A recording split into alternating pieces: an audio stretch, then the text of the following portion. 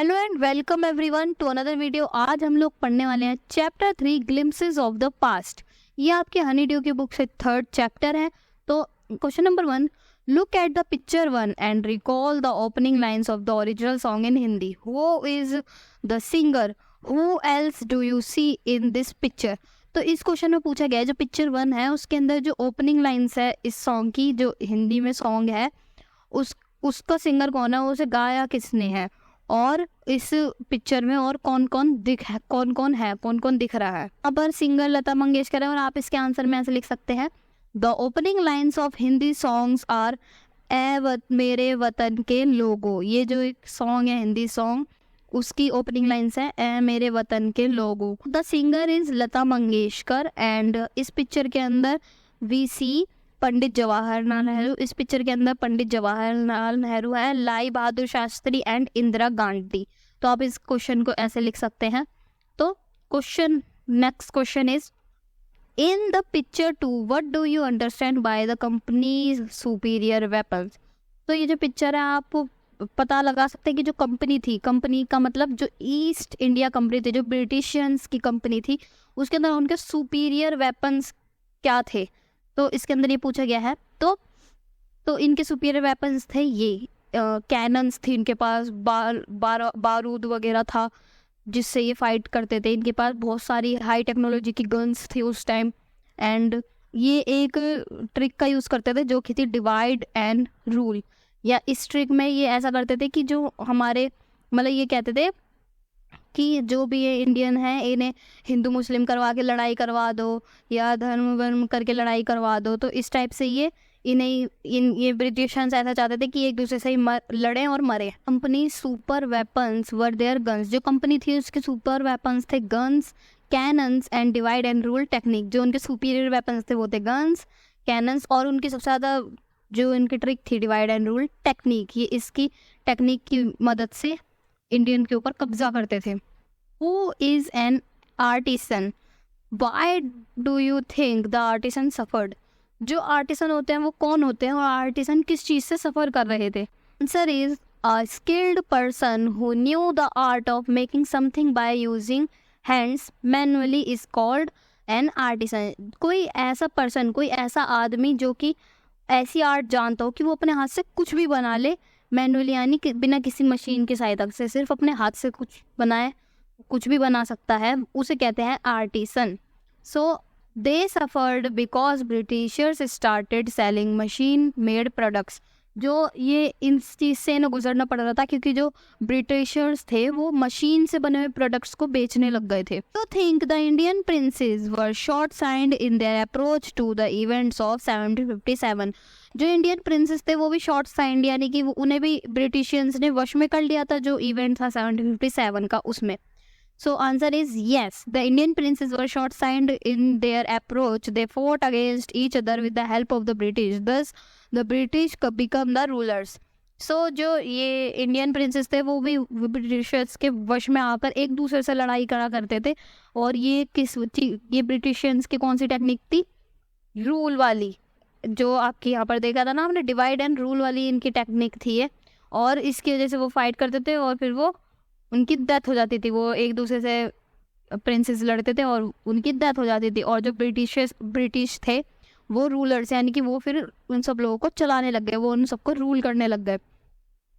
How did the east India company subdue the Indian princess. जो east India company थी उन्होंने उन्हें कैसे वश में कर लिया, उन्होंने किस तरह से उन्हें अपने वश में किया था ईस्ट इंडिया कंपनी ने इंडियन प्रिंसेस को। East India company subdued the Indian princess by making them fight against each other.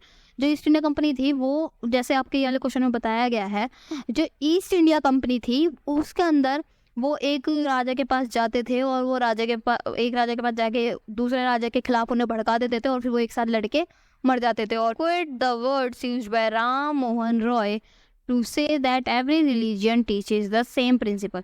जो राम मोहन रॉय की जो क्वेट थे उनके वर्ड्स आप बताइए जो कि उन्होंने कहा था कि हर रिलीजन के प्रिंसिपल्स सेम होते हैं। तो उनकी ये लाइन, उनकी लाइन ये थी कि cows are different colours but the colours of their milk is the same. जो काउज होती हैं वो अलग अलग कलर की होती है, कोई ब्लैक होती है, कोई ब्राउन होती है, कोई वाइट होती है, पर उनका जो मिल्क होता है वो सेम कलर का होता है, जो कि होता है white. And different teacher have different opinion but the essence of every religion is same. जो डिफरेंट टीचर होता है उसका डिफरेंट ओपिनियन होता है, हर एक डिफरेंट टीचर होता है उसका हर एक अलग ओपिनियन होता है, पर जो एक रिलीजन है वो सब रिलीजन सेम होता है। ऐसा कहा था राम मोहन रॉय ने। In what veg did the British officials exploit Indian, तो मतलब उनका जितना भी वो सिस्टम पे काम करते थे वो सब बिगड़ गया था उनका। तो ब्रिटिशर्स ने ऐसा करा था कि जैसे ब्रिटिशर्स ने किया कि दे impose high taxes even on poor farmer. जो ब्रिटिशर्स थे उन्होंने टैक्स बढ़ा दिया था, यहाँ तक कि जो गरीब फार्मर्स होते थे उनका भी बहुत ज़्यादा टैक्स बढ़ा दिया था। They ruined Indian handicraft business by launching machine made products. उन्होंने जो इंडियन हैंडीक्राफ्ट बिजनेस था, जो लोग थे वो जो हाथ से चीज़ें बनाया करते थे, उनका भी बिजनेस ठप करवा देता मशीन मेड प्रोडक्ट्स को बेचकर।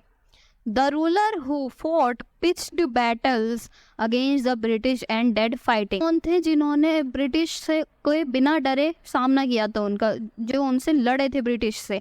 जो आंसर इज, आप इसे वन वर्ड आंसर में लिखिए, टीपू सुल्तान बाय मैसूर। यानी जो टीपू सुल्तान थे, जो मैसूर के थे राजा, वो थे ये टीपू सुल्तान। एंड इन्हें कहा जाता था शेर ए मैसूर भी इन्हें कहा जाता था, ये शेर ए मैसूर के नाम से भी जाना जाते थे।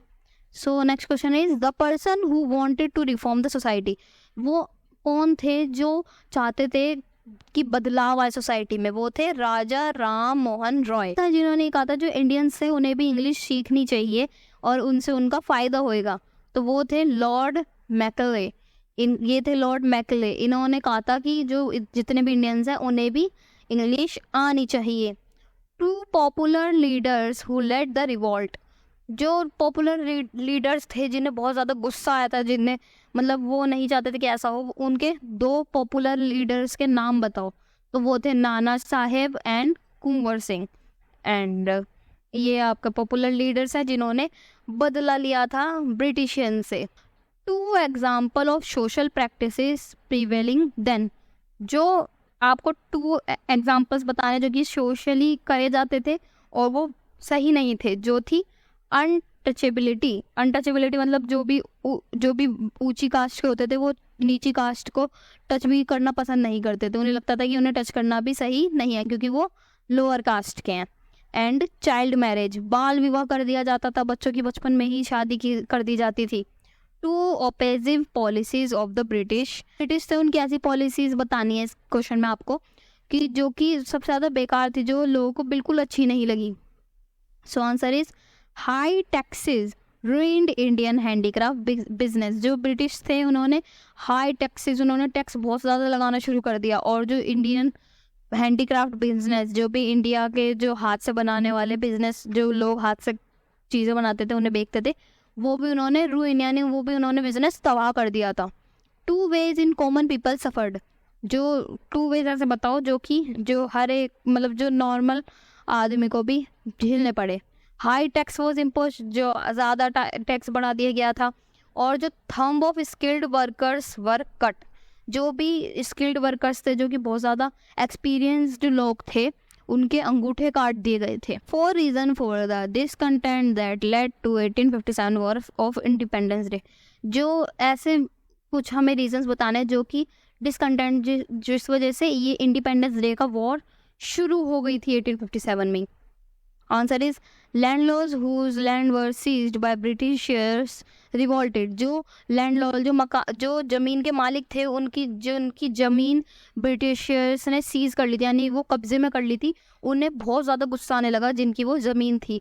और इंडियन सोल्जर्स वर paid less than white soldiers. जो इंडियन सोल्जर्स थे उन्हें कम सैलरी दी जा रही थी वाइट सोल्जर्स, यानी कि वाइट सोल्जर्स से आप समझ जाइए जो ब्रिटिशर्स के ही सोल्जर्स थे उनसे उन्हें बहुत ज़्यादा कम सैलरी दी जाती थी।